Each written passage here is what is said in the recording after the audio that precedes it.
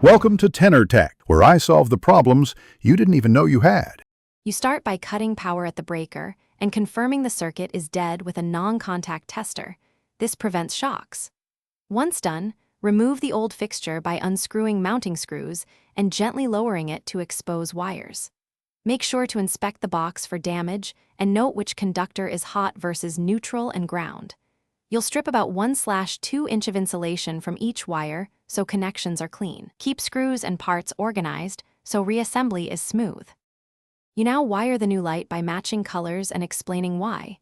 The hot supplies current, neutral completes the circuit, and the ground protects you from faults.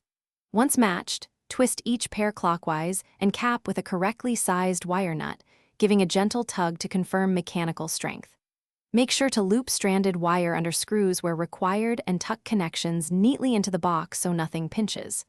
Then attach the mounting bracket, lift the fixture, and secure it while keeping wires organized. And you finish by installing the recommended bulb, securing the fixture cover, and restoring power at the breaker while standing clear.